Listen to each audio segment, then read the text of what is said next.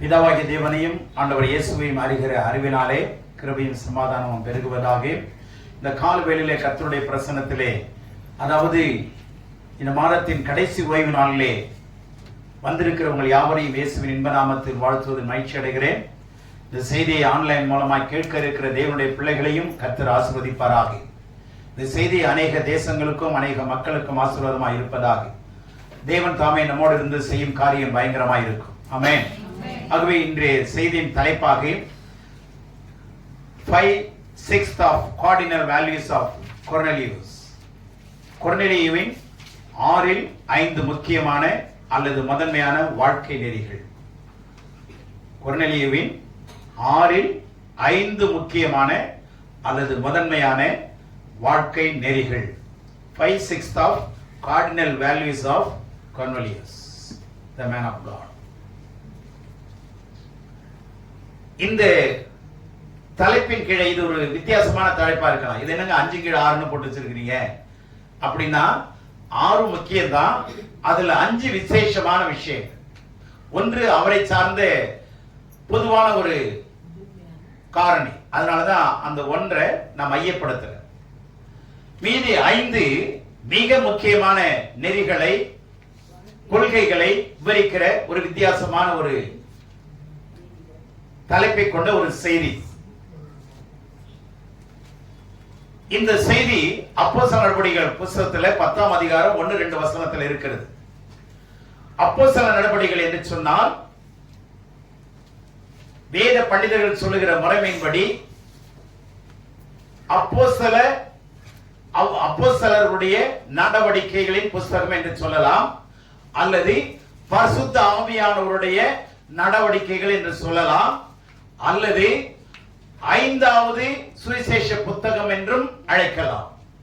5th gospel சொல்வாங்க, அல்லது இந்த ஆக்ட்ஸ் ஆஃப் ஹோலி ஸ்பிரிட்னு சொல்லலாம். ஆனால் வேதத்தின்படி ஆக்ட்ஸ் ஆஃப் தி அப்போஸ்டல்ஸ், அப்போஸ்தலருடைய நடவடிக்கைகள், அவர் செய்த கிரியைகள், செயல்பாடுகள், அப்போஸ்தலருடைய செயல்பாடுகள் சொல்லலாம், அல்லது ஆவியானுடைய செயல்பாடுகள் சொல்லலாம், அல்லது 5வது சுவிசேஷ புத்தகம் என்று அழைக்கலாம். அல்லது நிருபங்களையும் சுவிசேஷத்தையும் இணைக்கிற பாலமாக இந்த புத்தகம் அமைந்திருக்கிறது. நிருபங்களையும் சுவிசேஷ புத்தகங்களையும் இணைக்கிற ஒரு பாலமாக, the Acts of Apostles acts as a bridge. ரெண்டையும் இணைக்கிற ஒரு பாலமாக அமைந்திருக்கிற ஒரு புத்தகம் இது. இந்த புத்தகம் மாத்திரம் இல்லை என்றால் நிருபங்கள் தனியாக தொங்கும், சுவிசேஷ புத்தகங்கள் தனியாக தொங்கும், இணைப்பு இருக்காது. இந்த இணைப்பை தேவனே ஏற்படுத்தி இருக்கிறார். ஆகவே இந்த இணைப்பின் வழியாக தான் நிருபங்களுக்கு போக வேண்டும். நிருபங்களுக்கு போனால்தான் நீங்களும் நிருபமாக மாற முடியும். நிருபங்களுக்கு போனாதான் நீங்களும் நானும் என்னவா மாற முடியும்? நிருபங்களாக மாற முடியும். நிருபங்கள்னா என்னங்க அர்த்தம்? கடிதங்கள். கடிதங்களை வாசிக்கிறவர்களும் கடிதங்கள் எழுதுவார்கள், கடிதங்கள் எழுதுகிறவர்கள் கடிதமாகவே மாறுவார்கள். எப்படி வாழ்க்கையே கடிதமாக மாறும்? கடினமான வாழ்க்கை கடிதமாய் மாறும். கடினமான வாழ்க்கை கடினமாக என்னவா மாறும்? கடிதமாக மாறும். அப்ப என்ன அர்த்தம்? உங்க வாழ்க்கை என்னவா மாறும்? சரித்திரமாக மாறும். உங்க வாழ்க்கை, இந்த புத்தகத்தை நிறைய நீங்க படிக்க படிக்க தேவன் பரிசுத்த ஆவியார் மூலமாய் 2ஆம் அதிகாரத்திலிருந்து நீங்க தொடர்ந்து பார்த்துட்டு வந்தீங்கன்னா, பரிசுத்த ஆவியானவர் எப்படி அப்போஸ்தலர்களை கையாண்டார், எப்படி கையாளப்பட்டார்கள், எப்படி நடத்தப்பட்டார்கள், எப்படி ஊழியம் செய்தார்கள், எப்படி தேவனுடைய நாமத்தை பல நெருக்கங்கள் மத்தியிலே வெளிப்படுத்தினார்கள், நிரூபித்தார்கள் என்று அருமையாக உணர முடியும். நிருபங்கள் எல்லாம் எப்படி பிறந்தது தெரியுமா? நிருபங்கள் நெருக்கங்களின் மத்தியிலே பிறந்தது. நிருபங்கள் நெருக்கங்கள் மத்தியிலே, நிருபங்கள் சிறையின் மத்தியிலே, சிறைச்சாலைக்குள்ளே. அநேக நிருபங்களை பவுல் சிறையிலிருந்து எழுதினார். நெருக்கங்களின் மத்தியிலிருந்து தான் நிருபங்கள் பிறந்தது. சும்மா அதாவது உலகத்தை அனுபவித்துக் கொண்டிருந்த போது எழுதுனது இல்லை, ஒரு பார்க்ல உட்கார்ந்து எழுதுனது இல்லை, ஒரு அந்நிய தேசத்துல போய் உட்கார்ந்து ஜாலியா உட்கார்ந்து எழுதுனது இல்லை. பல உபத்திரவங்கள், பல உபாதைகள், பல பாடுகள், பல நிந்தனைகள் நடுவில் எழுதப்பட்டதுதான் நிருபங்கள். அல்லேலூயா. ஆகவே கவனிங்க, கர்த்தர் நம்மோடு கூட இருந்து செய்யும் காரியம் பயங்கரமாயிருக்கும். ஆக இந்த 10ஆம் அதிகாரம், அப்போஸ்தலர் நடபடிகளின் புஸ்தகம் 10ஆம் அதிகாரம் 1-2 வசனத்தை வாசி. இத்தாலியா பட்டாளம் எண்ணப்பட்ட பட்டாளத்திலே 100க்கு அதிபதியாகிய கொர்நேலியு என்னும் பேர் கொண்ட ஒரு மனுஷன் செசரியா பட்டணத்திலே இருந்தான்.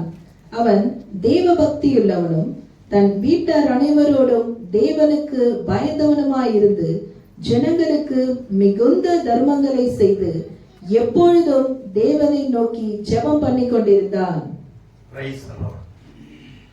கவனிங்க, கொர்நேலியு என்கிற ஒரு மனுஷன், நம்பர் 1, இவன் ஒரு பிரஜாதியா, அதாவது யூதன் அல்லாதவன், யூத ஜனத்தை சார்ந்தவன் அல்ல. பிரஜாதினா ஜாதியை சொல்லல, யூத குலத்தை சார்ந்தவன் அல்ல, வேறு குலத்தை சார்ந்தவன், இயேசுவை அறியாதவன், அப்படிப்பட்ட ஒரு மனுஷன். இரண்டாவதாக அவன் இத்தாலிய பட்டாளத்தில் 100 பேருக்கு அதிபதி. இத்தாலிய பட்டாளத்தில் 100 பேருக்கு அதிகாரிங்க. மூன்றாவது தேவ பக்தி உள்ளவர். நான்காவது தன் வீட்டாரோடு தேவனுக்கு பயந்தவன். ஐந்தாவது ஜனங்களுக்கு மிகுந்த தர்மங்களை செய்தவன். ஆறாவது எப்பொழுதும் தேவனை நோக்கி ஜெபம் செய்து கொண்டிருந்தவன். ஆங்கிலத்தில் he was a Gentile. இரண்டாவது centurion of an Italian band.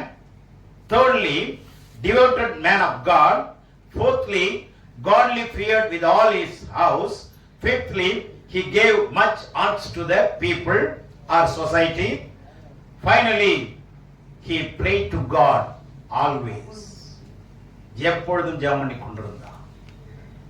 இவன் ஒரு சாதாரண ஒரு மனுஷன் என்று நினைக்க முடியாது. இவன் பொறுப்புள்ளவனாய் இருந்தான்.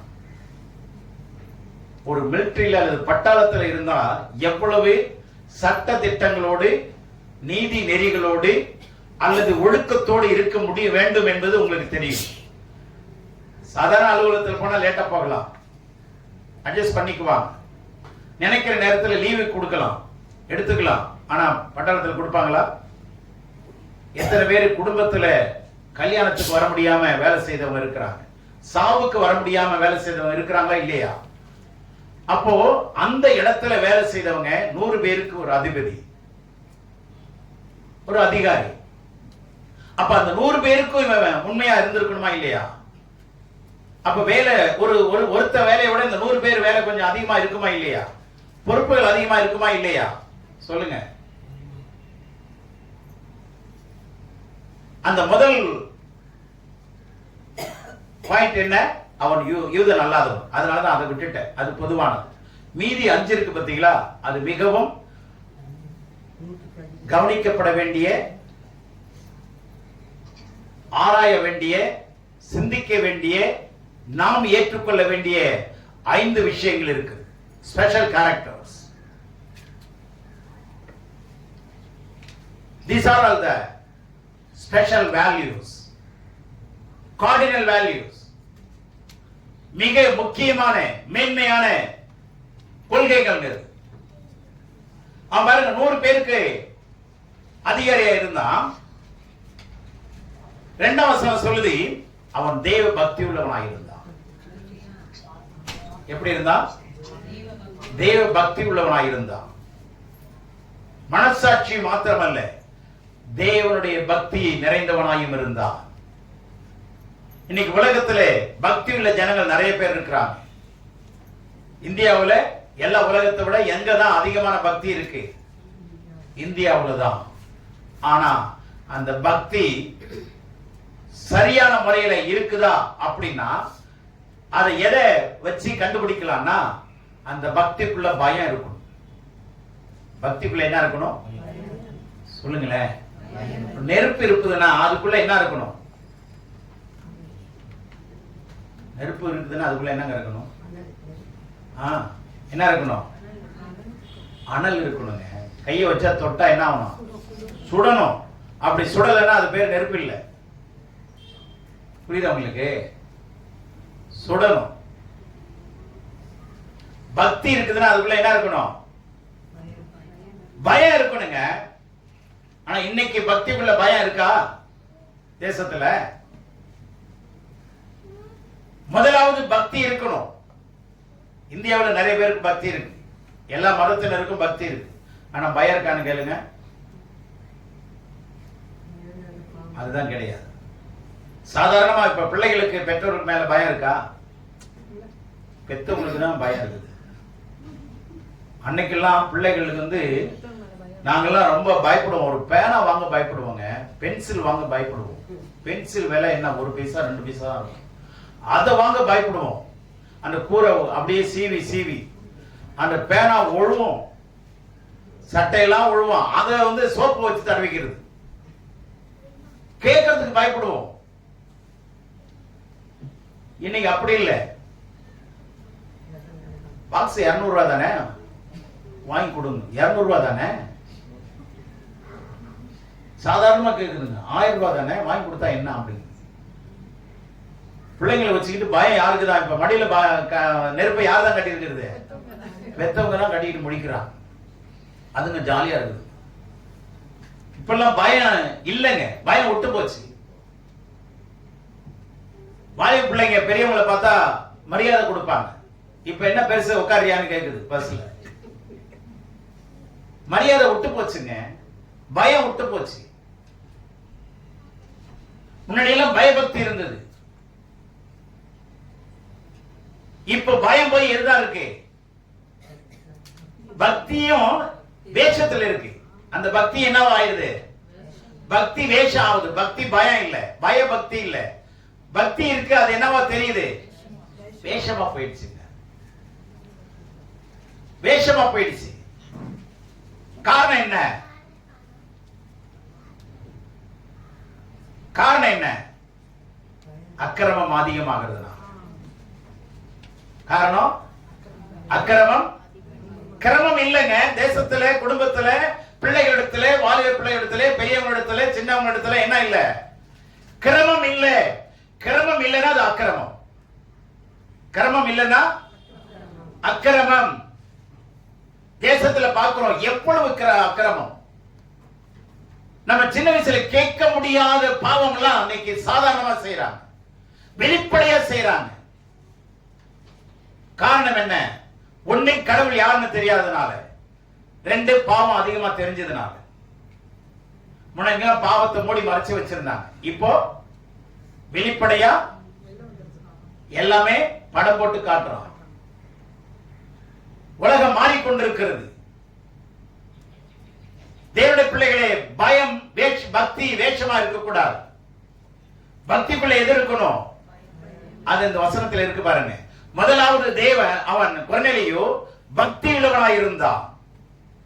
He was a devoted man of God. தேவனுக்கென்று அர்ப்பணிக்கிறவன் அவன் தாங்க பக்தி உள்ளவன்.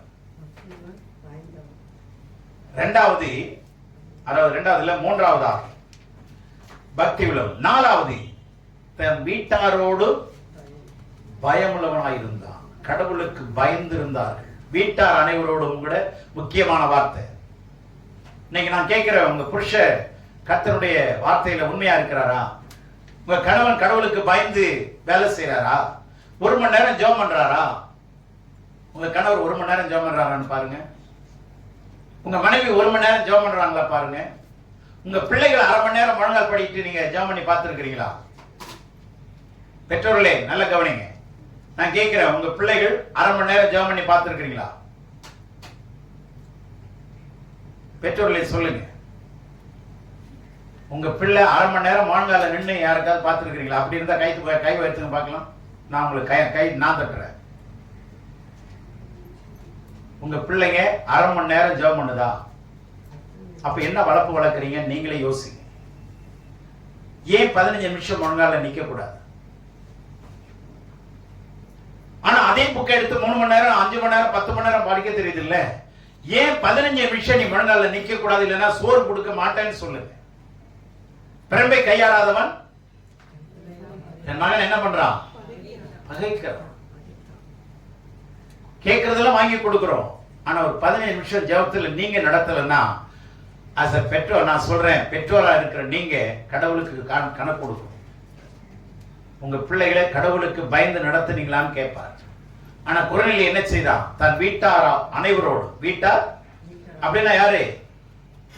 கணவனாகிய அவரும் அவருடைய மனைவி பேர் கொடுக்கல, பிள்ளைகள் எத்தனை பேர்னு சொல்லல. அப்ப வீட்டார்னா எல்லாருமே இருந்திருக்கிறாங்க, சரிங்களா? அத்தனை பேர் எப்படி இருந்தாங்களா? தேவனுக்கு பயந்தவர்களா இருந்தார். பயந்தவர்களா இருந்தார். என்ன அருமையான வார்த்தைங்க அது.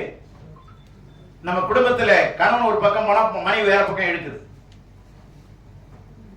மனைவி ஒரு பக்கம் போனா கணவன் வேற பக்கம் இழுக்குது. முன்னுக்கு பின்ன மரணம் இருக்கு, கிழக்க போனா மேற்க இழுக்குது. ஆனா கிறிஸ்தவர்களாக இருந்து கொண்டிருக்கிறோம். ஆனா கொர்நேலியை பாருங்க, பிறப்பிலே அவன் கிறிஸ்தவன் அல்ல. நிறைய சொல்லுவாங்க ஆதியிலையும் கிறிஸ்தவன் இல்ல, பாதி ஜாதியிலையும் கிறிஸ்தவன் இல்ல, பாதியில வந்து கிறிஸ்தவன் சொல்லுவாங்க. அப்படிதான் இவன்.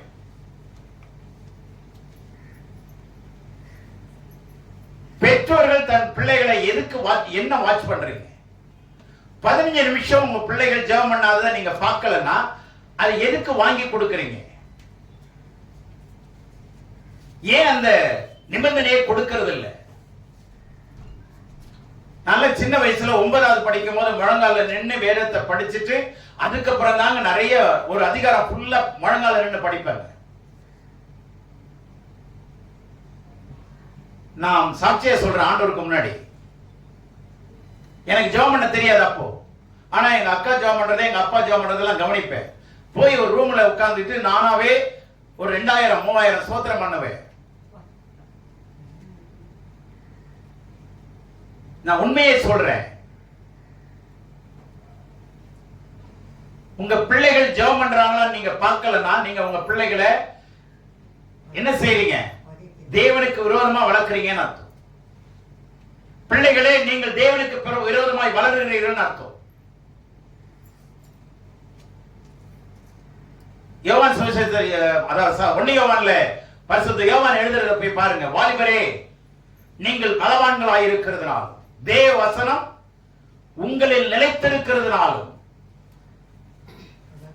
என்ன அழகா எழுதுறாரு. வாலிபரே, வாலிப பிள்ளைகளே, என்ன இருக்கு உங்களுக்குள்ள? தேவ வசனம் நிலைச்சிருக்கு. வாலிப பிள்ளைகளே, உங்க எதிர்காலம் நீங்க படிக்கிற படிப்புல இல்லைங்க, கர்த்தருடைய சத்தியத்துல. புரிந்து கொள்ளுங்க. உங்களுடைய எதிர்காலம் எதுக்குள்ளதான்? தேவனை அறிகிற அறிவுல தான் இருக்கு. ஆகவே குடும்பத்தார் அனைவரோடும் யோசுவா என்ன சொல்றாரு? நானும் என் வீட்டார் அனைவரோடும், நானும் என் வீட்டாருமோ என்றார் கர்த்தரையே சேவிப்போம். இன்னைக்கு மனைவி வந்தா கணவன் வரதில்லை, கணவன் வந்தா மனைவி வரதில்லை, 2 பேர் வந்தா பிள்ளைகள் வரதில்லை, மாமியார் வந்தா மருமகள் வரதில்லை.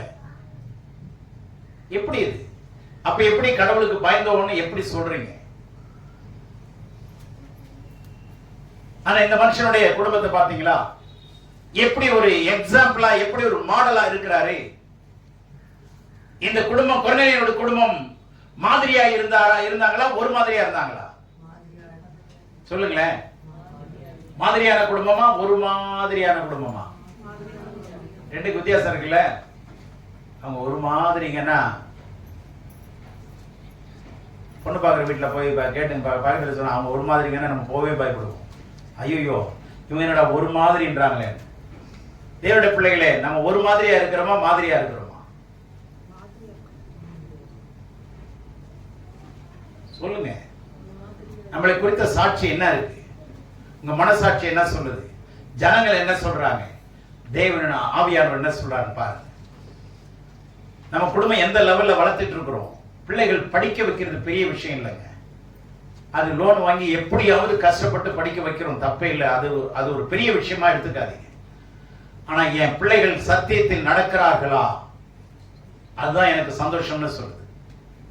நீங்க உங்க பிள்ளைகளை பெரிய அளவுல படிக்க வச்சு சத்தியத்தை கத்துக் கொடுக்கலன்னா கடவுள் ஒத்துக்க மாட்டாரு. கத்துக் கொடுக்கலன்னா என்ன பண்ண மாட்டாரு?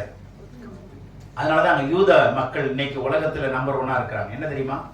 13 வயசுக்குள்ள இந்த 5 புத்தகத்தை படிச்சு அவங்க தரமா வரணும். 13 வயசுக்குள்ள இந்த 5 புத்தகங்களையும் 5 ஆகமங்களையும் தரவா கத்து கொடுத்துருவாங்க. அதுக்கப்புறம் தான் செக்குலர் படிப்பு எல்லாமே. அதனாலதான் நம்பர் 1 இருக்காங்க உலகத்துல. ஆனா நம்ம என்ன பண்றோம்? என்னதான் படிச்சாலும் வேதத்தெல்லாம் செகண்டரியா தான் இருக்கு. அப்ப எப்படி கடவுள் உங்களுக்கு செய்து கொண்டிருக்கிறார் தான் அற்புதம். ஆனா அற்புதத்தை பார்த்து கடவுள் உங்களோட இருக்கிறாருன்னு வேல்யூ பண்ணிடாதீங்க. நீங்க அற்புதமா மாறலன்னா சாட்சி இல்லைன்னு அர்த்தம். ஆமே, நீங்க நானும் என்னவா மாறணும்? அற்புதமா மாறணுங்க. என் பிள்ளை ஜெபம் பண்ற பிள்ளை, அந்த பிள்ளையா, அந்த வாலிப பிள்ளை ஜெபம் பண்ற பிள்ளைங்க.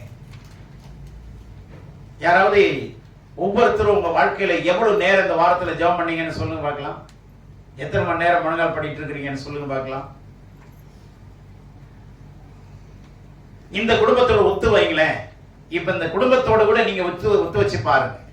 உங்க கணவன் எந்த அளவுக்கு ஜெபத்துல முன்னேறி இருக்கிறார், ரட்சிக்கப்பட்ட வருஷத்துல இருந்து எந்த அளவுக்கு ஊழியத்துல தோள் கொடுக்கிறார், எந்த அளவுக்கு ஊழியத்தோட இணைஞ்சிருக்கிறார். ஏன் வரமாட்டேன்றாங்க? ஏன் நீங்க மனைவிமார்கள் சொல்ல மாட்டேன்றீங்க? ஏன் கணவன்மாருங்க உங்க மனைவியை பார்த்து பேச மாட்டேன்றீங்க? போற போக்குல தானே போயிட்டு இருக்கு. உலகத்திலே சம்பாதிக்கிறாங்க, நீங்களும் சம்பாதிக்க, நானும் சம்பாதிக்கிறேன், அவ்வளவுதான். என்ன வித்தியாசம் இருக்கு சொல்லுங்க? என்ன வித்தியாசம்? இந்த கொன்னையை குடும்பத்தை கவனிச்சு பாருங்க. அவரும் வேலை செஞ்சிட்டு இருந்தாரா இல்லையா? எங்க வேலை செய்தாரு? மிக முக்கியமான இடத்துல, பட்டாளத்துலங்க, மிலிட்டரியில வேலை செய்தாங்க. அந்த வேலையிலையும் அவர் தேவனோடு கூட பக்தி உள்ளவராக இருந்திருக்கிறார். அப்ப வேலை எந்த அளவுக்கு உண்மையா செஞ்சிருப்பாருங்கிறத கவனிங்க. இப்ப சொன்னாங்கல்ல, நான் வேலையை உண்மையா செஞ்சேன். எதிர்மறையா பேசினாலும் அந்த கடவுள் மாத்தினார்னு சொன்னாங்கல்ல, இப்பதானே கேட்டோம். அப்ப அவர் எந்த அளவுக்கு ஷார்ப்பா இருந்திருக்கணுங்கிறதை யோசிச்சு பாருங்க. அப்படி இல்லாம பொய்யா இருந்திருந்தாருன்னா பரிசுத்த ஆவியானவர் அந்த குடும்பத்தை, அந்த பேரை எழுதிருப்பாரா? சொல்லுங்க, எழுதிருப்பாரா? நிச்சயமா எழுதிருக்க மாட்டார். கடவுள் பொய் சொல்லுகிறவர் அல்ல, பொய் சொல்ல மனிதனும் அல்ல. அல்லேலூயா.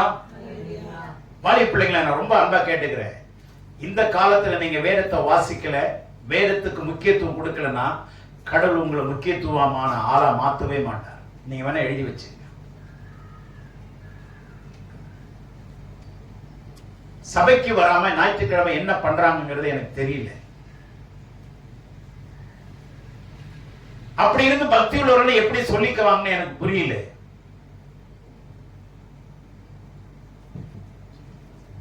என்னை கேட்டீங்கன்னா எவ்வளவு லட்சம் கொடுக்குறேன், நீங்க வேலைக்கு வாங்க, ஆனா ஞாயிற்றுக்கிழமை மாத்திரம் வரமாட்டீங்க, போக கூடாதுன்னு சொன்னா அந்த வேலையை விட்டுருவேன். அப்படி நான் விட்டேன். 1980 எனக்கு வேலை கொடுத்தாங்க. அன்னைக்கு இருந்த சம்பளம் வந்து ஒரு நாளைக்கு 7 ரூபாய். ஓவர் டைம் கொடுக்குறேன், உங்களை பெரிய வேலை என்ன தொடர்ந்து மேல கொடுக்குறேன். நான் என்ன சார், ஞாயிற்றுக்கிழமை வேலைக்கு வரணும், தயவு செய்து அந்த நாள் ஒரு நாள் கடவுள்கிட்ட போகணும், நான் சர்ச்சுக்கு போவேன், வரவே முடியாது அப்படின்னா அந்த வேலை உங்களுக்கு கொடுக்க மாட்டோம், தாராளமா எடுத்துருங்க சொல்லிட்டு நானே நின்னுட்டேன். தேவனுடைய பிள்ளைகளை நல்லா கவனிங்க. சத்தியத்துக்காக நாம, என்னுடைய தாய் தகப்பன் சொல்லி கொடுத்தாங்க, சத்தியத்துக்காக உண்மையாயிரு. ஆமென். சத்தியத்துக்காக வாழு அப்படின்னு சொல்லி கொடுத்தாங்க. பல்லாவரத்தில் ஒரு மிகப்பெரிய ஒரு ஊழியருடைய தலைமை பொறுப்புல இருக்கிறவர், வயதுல மிகுந்தவர், என்னை கூப்பிட்டு அனுப்பிச்சிருந்தார். அவர் யாருன்னு எனக்கு தெரியாது. என்னை அவர் பார்த்ததில்லை, அவரை நான் பார்த்ததில்லை. அவருடைய அட்ரஸ் தேடி அவர் வீட்டுக்கு போகணும். நான் இன்னொரு சகோதரன் அழைச்சிட்டு போனேன். 2 பேரும் போயிருந்தப்ப சொன்னார், சிங்கப்பூர்ல எனக்கு 40 பிரான்ச்சஸ் இருக்கு. இந்த 40 பிரான்ச்சஸும் உங்க கையில கொடுக்கணும். உங்களுக்கு என்ன தேவையோ அத்தனை தேவையும் உங்களுக்கு கொடுக்கப்படும். ஃபிளைட் சார்ஜஸ் கொடுக்கிறோம், கார் கொடுக்கிறோம், பங்களா கொடுக்கிறோம், எல்லா வசதியும் கொடுக்கிறோம். 40 பிரான்ச்சை நீங்க எடுத்துச்சு, உங்களை நான் ஹேண்ட் ஓவர் பண்றேன் உங்க கையில. சொல்லிட்டு இருந்தப்ப என்னுடைய மனசுல சமாதானம் இல்லவே இல்லை.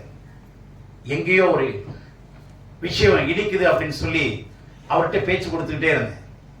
கடைசியா ஒரு வார்த்தை நான் பேசுறேன், ஐயா நீங்க கொடுக்குறேன்னு சொல்றதெல்லாம் சந்தோஷம்தான், நான் ஊழியம் செய்யறேன் தான், ஊழியம் எங்க வேணாலும் செய்ய முடியும். ஆனா ஒண்ணு, ஆவியான சொல்றபடி நான் நடத்தப்படலாமான்னு கேட்டேன்.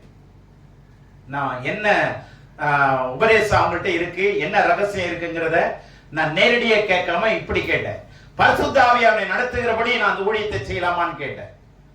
அப்போ அவர் சொன்ன வார்த்தை, இல்ல நாங்க சொல்ற முறையின்படிதான் நீங்க அங்க நடத்தணும்னா. அப்ப புரிஞ்சா, பரிசுத்த ஆவியானவர் நடத்துறபடி இல்லைன்னா அங்க நமக்கு வேலை இருக்கா? ஒரு சல்யூட் அடிச்சேன், சார் உங்க ஊழியத்தை தாராளமா நீங்க செய்யுங்க, கடவுள் எனக்கு என்ன ஊழியம் கொடுத்தாரோ அதை நான் செய்வேன், எந்த ஒரு பெருமைக்கோ அல்லது அதுக்கு காரியத்துக்கோ நான் வரமாட்டேன்னு சொல்லி கையெடுத்து கும்பிட்டு வந்துட்டேன்.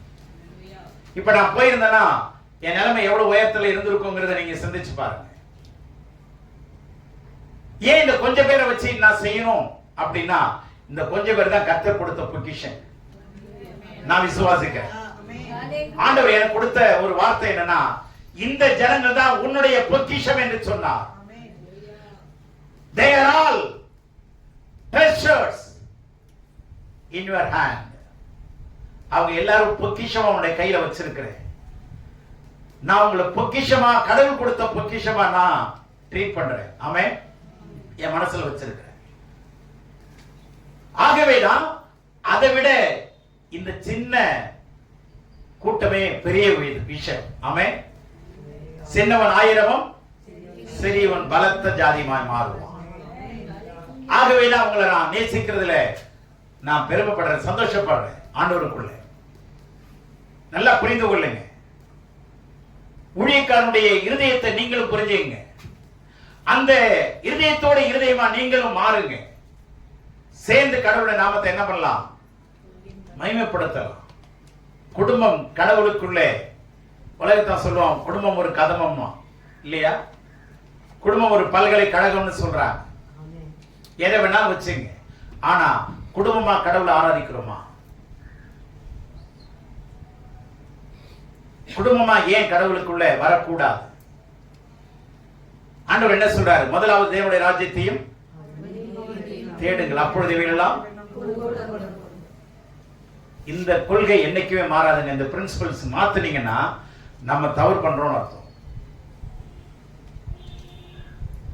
இந்த கொர்நேலியு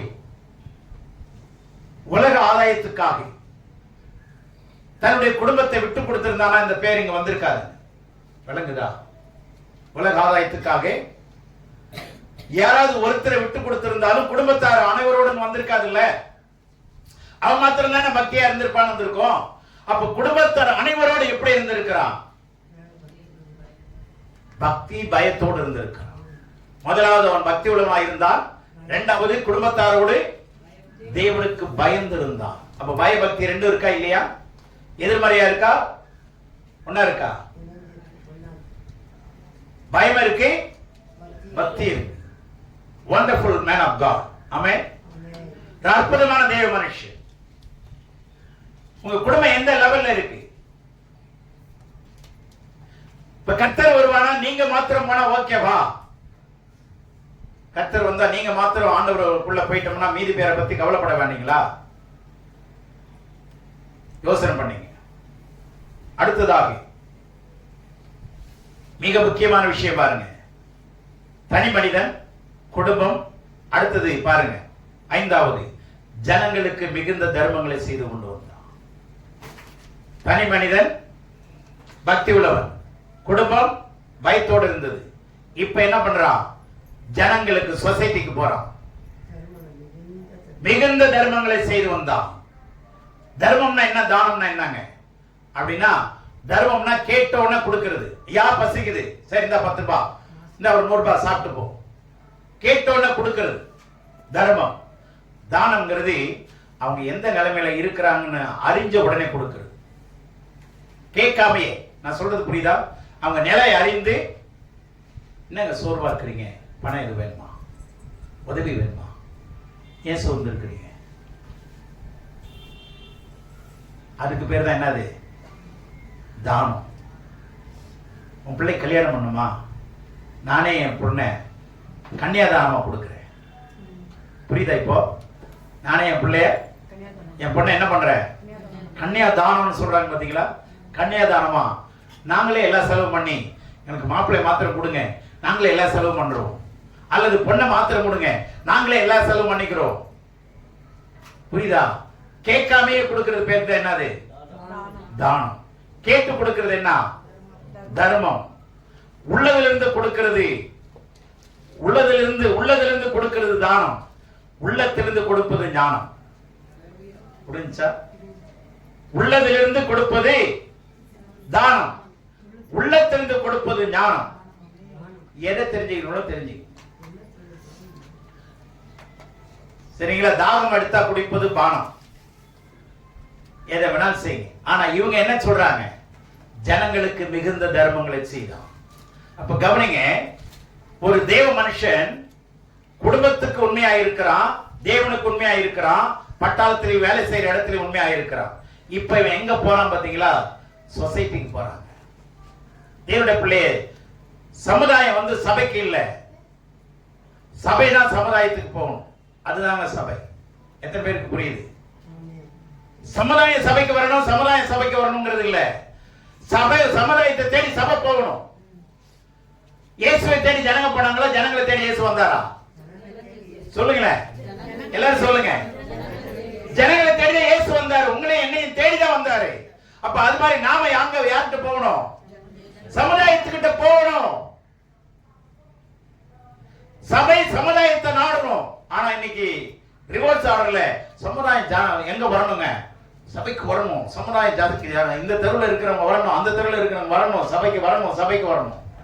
தவறான கொள்கை. சபை தான் எங்க போகணும்? இந்த மனுஷன் எங்க போனா? சமுதாயத்துக்கு போனாங்க.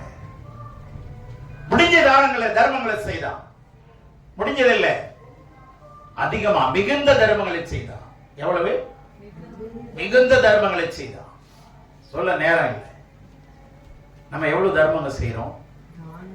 அப்படியே ரோட்ல இன்னைக்கு தர்மம் பண்றவங்க, தர்மம் கேட்கிறவங்க ஏமாத்துறாங்க. வேற அந்த காசை வாங்கி குடிச்சிட்டு உட்காந்துக்கிறான். நம்ம ஏதோ அவங்க சாப்பாட்டு கொடுக்கணும்னா அவன் குடிக்கிறதுக்குனே கேட்கறான். இது வேற பழப்பா இருக்கு. அப்ப பார்த்து போட வேண்டியதா இருக்கு. சரி, அப்படியே போட்டாலும் சரி, உண்மையிலேயே ஒருத்தன் கொடுக்கணுங்கிற எண்ணம் வந்துச்சுன்னா பர்சுக்குள்ள கையை விடுவோம். அந்த விரல எதை தேடும் தெரியுமா? 1 ரூபா, 2 ரூபா, 5 ரூபா வந்துச்சுன்னா தள்ளி விட்டுரும். வெக்கமா இல்ல? ஏன் ஒரு 5 ரூபா இருந்தா போட்டா என்ன? ஒரு 10 ரூபா ஒரு நாளைக்கு போடுங்களேன். தர்மம் என்ன காக்கும்? தலையும் காக்கும், உங்க கொலையும் காக்கும். ஒரு 10 ரூபா போடுங்க, என்ன இப்போ? அது உங்க சந்ததிக்கு திருப்பி வருங்க. அது நம்ம எடுக்க பயப்படுறோங்க. கடவுள் எடுக்காம இருக்கிறது தான் பயந்தாரு. அவர் தம்முடைய குமாரனையே கொடுத்தாருங்க. தம்முடைய குமாரனையே கொடுத்தாரு. கிறிஸ்தவமே கொடுக்கிறதுல ஆரம்பிக்கிறதாங்க. கிறிஸ்தவம் கொடுக்கிறதுல ஆரம்பிக்கிறதா என்னது? கெடுக்கிறதுல இல்ல, அடுத்தவங்க குடும்பத்தை கெடுக்கிறதுல இல்ல, கலகம் பண்றதுல இல்ல. புரியுதா உங்களுக்கு? கொடுக்கணும். நம்ம பலத்தை கொடுக்கணும், நம்முடைய பணத்தை கொடுக்கணும், நம்முடைய நேரத்தை கொடுக்கணும். எதெல்லாம் நம்ம கிட்ட இருக்கோ அதெல்லாம் கொடுக்கணும். அதான் கிறிஸ்தவம். அவன் தர்மங்களை செய்தான். முடிஞ்ச அளவு தர்மங்கள் செய்யுங்க. சில ஆக்டர்ஸ் ஆச்சரியமா இருக்குங்க. 10 பிள்ளைகளை நான் படிக்க வச்சு கல்யாணம் பண்ணி கொடுத்துருக்கிறேன். எவ்வளவு பெரிய விஷயம் தெரியுமா? சொல்லுங்களேன். நீங்களும் நானும் என்ன பண்றோம்? ஒரு பிள்ளைய படிக்க வைக்கிறதுக்கு முடியல பிரதர். ஐயோ, அது படுத்துற பாடு, அவன் கேட்கிற காசு, கொள்ளையா அடிக்கிறானுங்க. இறைக்கிற தண்ணியை இறைக்கிற ஊற்று தான் சுரக்குங்க. இறைக்கிற ஊற்று தான் சுரக்கும். நம்ம சுரக்காய ஆத்துனுட்டு சுரக்கும் சுரக்கும் சுரக்கும்னு பார்க்கணும்.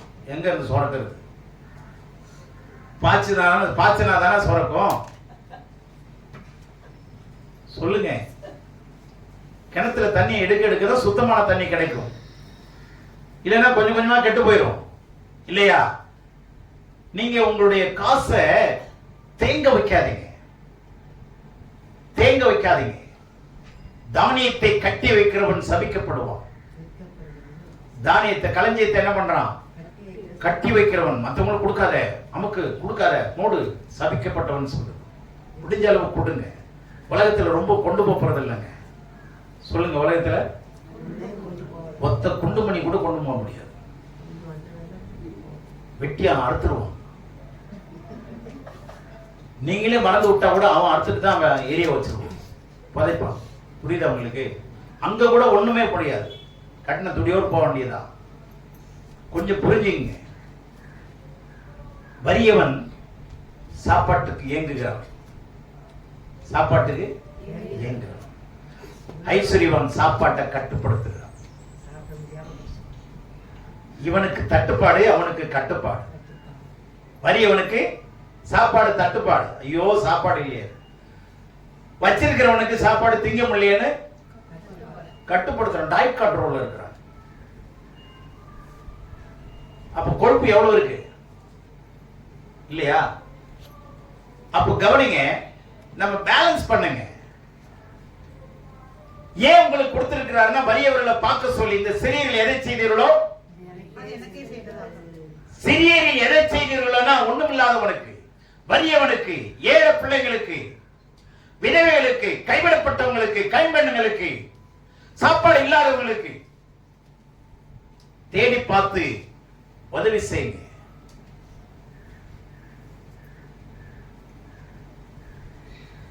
அடிக்கடி ஸ்டீவன் பிரதர் சொல்லுவாங்க, சந்தோஷமான விஷயம், நான் ஏழை பிள்ளைங்களுக்கு எல்லாம் செய்யறேன்னு சொல்லுவாங்க. அது ஒரு நல்ல விஷயம் தானே? சொல்லுங்களேன். நல்ல விஷயம் தானே? பாராட்ட வேண்டிய விஷயம் தானே? அது உண்மையா இருக்குமானா கண்டிப்பா பாராட்ட வேண்டிய விஷயம் தான். அது மாதிரி ஏன் நம்ம செய்யக்கூடாது? ஜனங்களுக்கு மிகுந்த தர்மங்களை செய்தான். அப்பதாங்க கிறிஸ்து உங்க கூட இருக்கிறாருங்கிறது நிரூபணமாகும். ஆமென். ஆறாவதாக, இது ஒரு முக்கியமான விஷயம். அவன் எப்போதாவது ஜெபம் பண்ணி கொண்டிருந்தான். ஓ, நான் தப்பா சொல்லிட்டேனோ? நீங்க தாங்க கரெக்டா சொல்லி இருக்கிறீங்க. அவன் எப்படி ஜெபம் பண்ணானா? He prayed to God always. எப்பொழுதும் ஜெபம் பண்ணி கொண்டிருந்தான்.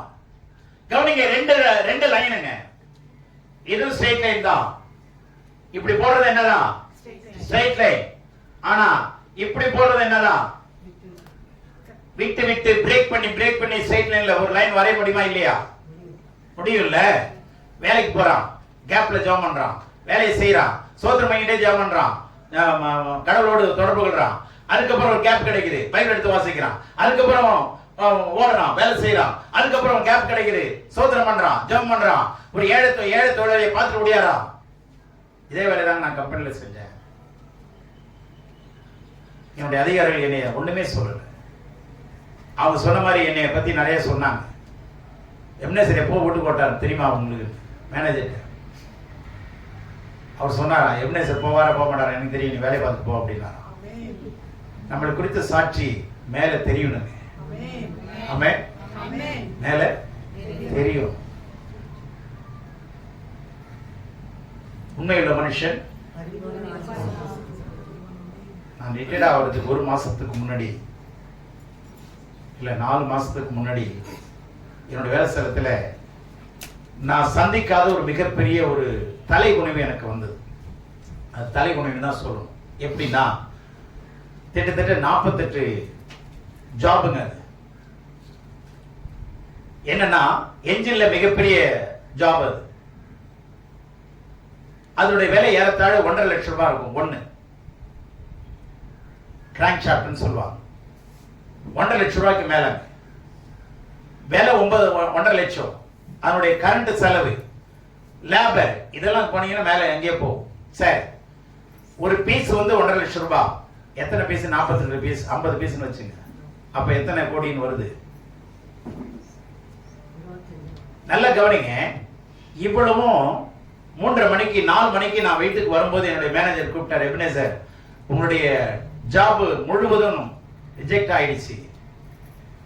48 பீஸ் என்ன ஆயிடுச்சு? எனக்கு ஒண்ணுமே புரியல. ஆனா அன்னைக்கு நான் அந்த வேலையை செய்யல. தெய்வாதீனமா நல்லா கவனிங்க. நான் அவர்கிட்ட தான் சொல்லிட்டு போனேன், சார் இந்த ஜாபை பார்த்துக்க சொல்லுங்க, நான் வெளியில போயிட்டு வரணும், ஒரு நண்பரை வேற டிபார்ட்மெண்ட் போயிட்டு வரணும், உங்ககிட்ட தான் நான் பர்மிஷன் கேட்கிறேன், நீங்க யாரை வச்சு பாத்துக்கிறீங்களோ பாத்துங்கன்னு சொல்லிட்டு நான் போயிட்டேன். அவர் என்னுடைய சபார்டினேட்டை கூப்பிட்டு பாத்துக்க சொல்லியிருக்காரு. அவர் வீடியோவை பார்த்துக்கிட்டே இருந்துட்டு இதை விட்டுக்கிறார். 48 ரிஜெக்ட் ஆயிடுச்சு. ஆனா அவர் யார்கிட்ட தான் சொல்லணும்? யார் இந்த வேலையை செஞ்சாங்களோ அவங்கள்ட்ட தானே செய்யணும். ஆனா ஆக்ஷன் எடுக்கணும். ஆனா நான் சொன்னேன், சார் என் மேலே ஆக்ஷன் எடுத்து, எவ்வளவு ஆக்ஷன் எடுக்கணுமோ அந்த ஆக்ஷன் எடுத்துருங்க, நான் அதை ஏத்துக்கிறேன் அப்படின்னு சொல்லிட்டு நான் வந்துட்டேன். வந்துட்டு பிற்பாடு மனசு தாங்கல, ஜெபம் பண்ணேன். ஆண்டவரே, என்னுடைய சர்வீஸ்ல இவ்வளவு பெரிய இழப்பு என் கம்பெனிக்கு நான் ஏற்படுத்தினது இல்லை. என் சம்பளம் முழுவதும் கிடைச்சா கூட, அது கொடுத்தா கூட அது திரும்பி வரவே முடியாது. இவ்வளவு இழப்பை நான் என் கம்பெனிக்கு நான் செஞ்சுட்டேன். ஆண்டவரே, என்னை மன்னிச்சிருங்க. ஆனா அது செய்யலைங்கிறது எனக்கு உங்களுக்கு தெரியும். ஆனா இது என்ன செய்வீங்களா, எனக்கு நீதி செய்யுங்க ஆண்டவரேன்னு சொல்லிட்டு நைட்டு இங்க நான் பைபிள் கிளாஸ் எடுத்துட்டு இருக்கிறேன். வேதனையோட மனசுக்குள்ள ஒரு பெரிய வேதனை இருந்துகிட்டே இருந்தது. இந்த தப்பு நடந்துருச்சே, இந்த இழப்பு இவ்வளவு பெரிய இழப்பு வந்துருச்சேன்னு சொல்லி ஜெபம் பண்ணிட்டு இருந்தேன். 8:30 மணிக்கு அங்க வந்து சாப்பாட்டை என்னுடைய நண்பர் போன் பண்ணாரு, எப்படி சார் எல்லாமே பாஸ் ஆயிடுச்சுன்னாரு. ஒண்ணு கூட விடல, எல்லாமே பாஸ் ஆயிடுச்சு. எப்படிங்கன்னு கேட்டேன். அது அப்படிதான். அதாவது மேஜர் மினிமம், மேக்ஸிமம் மினிமம்னு 2 இருக்கு. மினிமம் லெவல்ல எல்லாமே பாஸ் ஆயிடுச்சு. ஒண்ணு கூட மினிமம் விட்டு கீழே ஒரு 0.001 mm கூட இறங்கல. எல்லாமே இந்த மினிமம்ல கரெக்டா நின்னுடுச்சு. இது நிக்க வச்சது யாருதான்? கை தட்டிங்களா ஆண்டவருக்கு? அவ்வளவு பெரிய இழப்ப. அதுக்கப்புறம் ஜிஎம் கிட்ட போனேன். இவர் என்னை கூப்பிட்டு திட்ட போறாருன்னு சொல்லி இந்த மேனேஜர் பார்த்துட்டே இருந்தார். நான் அமெரிக்காவுக்கு லீவ் கேட்க போனேன். அவர்கிட்ட போயிட்டேன். அவர் சொன்னாரு, உங்களுக்கு ஏற்கனவே கொடுத்துட்டேன், நீங்க ஏன் வந்தீங்க? இல்ல சார், மேனேஜர் தான் அனுப்புனாருங்க, நீங்க போங்கன்றாரு. நான் வந்தேன். இவர் வேகமா என்கிட்ட ஓடியாராரு. அவர் என்ன திட்டினாருன்னு நினைச்சுக்கிட்டு, என்ன பண்ண சார் சொன்னாருங்க, எதுக்கு உங்களை அனுப்புனாருன்னு கேட்டாருங்க. உங்களை அவருக்கு மூஞ்சி ஒரு மாசம் செத்துருச்சு. அடுத்த நாள் வந்து என்கிட்ட மன்னிப்பு கேட்டாருங்க. நான் தெரியாம அவங்களை ட்ரீட் பண்ணிட்டேன், தப்பா அவங்களை ட்ரீட் பண்ணிட்டேன், சாரி எபினேசர். நான் இதெல்லாம் செய்ய வச்சது யாருதான்? கர்த்தர் தான். நீங்க உண்மையாயிருங்க. யாரெல்லாம் உங்களை ஏத்தாங்களோ அவங்கள அவங்க பாதத்துல வந்து விழுவாங்க. தைரியமா இருங்க. கர்த்தரோடு இருந்து செய்யும் காரியம் பயங்கரமாயிருக்கு. 5வது பாருங்க, எப்பொழுது ஜெபம் பண்ணி கொண்டிருந்தான். நான் சொன்னது புரிஞ்சா? ஆங்கில வார்த்தை 2 வார்த்தை இருக்கு. ஒன்னு வந்து கண்டினியூஸ், இன்னொன்னு வந்து கண்டினியூயல். இது 2 பேர், இந்த 2 வார்த்தைக்கு நிறைய பேருக்கு வித்தியாசம் தெரியாது. கண்டினியூஸுக்கும் கண்டினியூயலுக்கும் வித்தியாசம் தெரியாது. கண்டினியூஸ்னா ஸ்ட்ரைட்டா லைனை வரையறதா. கண்டினியூயல்னா விட்டு விட்டு பிரேக் பண்ணி லைனை வரையுது. நடுவில் பிரேக் இருக்கும். அதுக்கு பேர் தான் கண்டினியூயல் லைன் பேர் சொல்லுவாங்க. கண்டினியூஸ் லைனுக்கும் கண்டினியூயல் லைனுக்கும் வித்தியாசம். கண்டினியூஸ்னா வித்அவுட் பிரேக், கண்டினியூயல்னா வித் பிரேக். ஆனா ஸ்ட்ரைட் லைன் இருக்கும். இப்ப பாருங்க, ஸ்ட்ரைட் லைன் தான் இருக்காரு, ஆனா என்ன பிரேக் இருக்கு. அந்த பிரேக்லையும் ஜம்ப் பண்ணிட்டே இருக்கிறாரு, வேலையிலையும் ஜம்ப் பண்ணிட்டே இருக்கிறாரு. இப்ப புரியுதா? அப்ப ஒரு மனுஷன் எல்லாத்துலயும் ஜம்ப் பண்ண முடியுமா? எல்லா நேரத்திலையும் பண்ண முடியும். Hallelujah. Secular can be converted into spiritual. உலகப்பிரமான விஷயத்தை நீங்க ஆவிக்குரியமா மாத்த முடியுங்க. சில பேர் சொல்றான், வேலை வேறங்க, சபை வேறங்க. வேலைன்னா வேலையில இருக்கணும், சபைனா சபையில இருக்கணும்.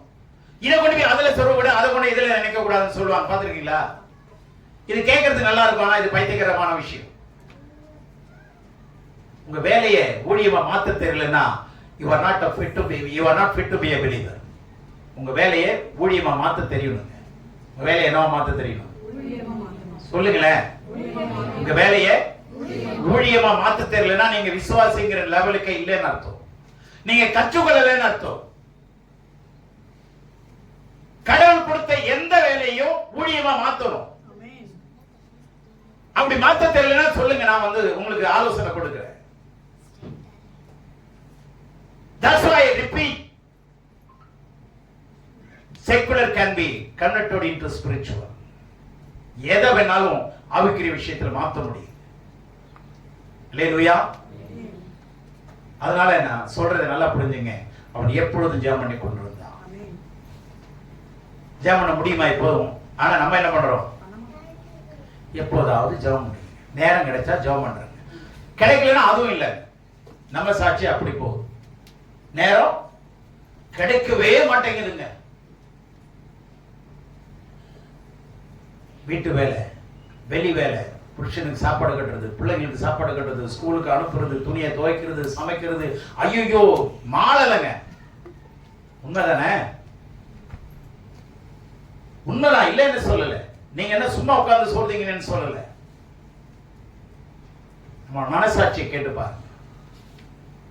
ஒண்ணு இல்லைங்களே, குடும்பத்தோடு கூட இந்த மனசாட்சிங்கிறது மிகப்பெரிய விஷயங்க. எப்பொழுதும் ஜெபம் பண்ணி கொண்டிருந்தான். எப்பொழுதும் ஜெபம் பண்ணி கொண்டிருந்தான். இந்த வார்த்தை உங்களுக்குள்ள வந்துகிட்டே இருக்கும். சொல்லுங்க. ஒரு பட்டாளத்துல இருக்கிறவனாலேயே ஜெபம் பண்ண முடியுதுன்னா வீட்டுல இருக்கிற நம்மளால ஜெபம் பண்ண முடியுமா முடியாதா? பக்கத்துல பார்த்து சொல்லுங்க, முடியுமா முடியாதா? கண்ணை ஓர கண்ணில் பார்க்காதீங்க, மூஞ்ச திருப்பி பாருங்க. மூஞ்சோட மூஞ்ச வச்சு பாருங்க. முடியுமா முடியாதா? இப்படி சைடா ஓர கண்ணில் பார்க்கிறது முடியுங்க. பழக முடியும். ஐஸ் நீங்க கவனிங்க. சரி, நான் முடிச்சிடுறேன். இந்த 5 குணாதிசயங்களை பாருங்க. 5 குணாதிசயங்கள்.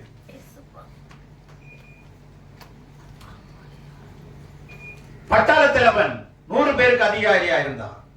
2வது அவன் தேவ பக்தியுள்ளவனாய் இருந்தான். 3வது குடும்பத்தோடு பயமுள்ளவனாய் இருந்தான் தேவனுக்கு. 4வது அவன் மிகுந்த தர்மங்களை செய்தான்.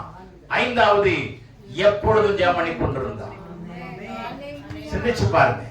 இந்த குடும்பத்தோட நம்ம குடும்பத்தை மேட்ச் பண்ணி பாருங்க. மேட்ச் ஆகுதா அன்மேட்ச் ஆகுதான்னு பாருங்க. அப்படி இல்லைன்னா எந்த இடத்துல கேப் இருக்குன்னு கண்டுபிடிங்க. Find out and set right and be holy. Try to pray always wherever you go. எங்க இருந்தாலும் சரிங்க, ஜெபம் பண்ண முடியுங்க.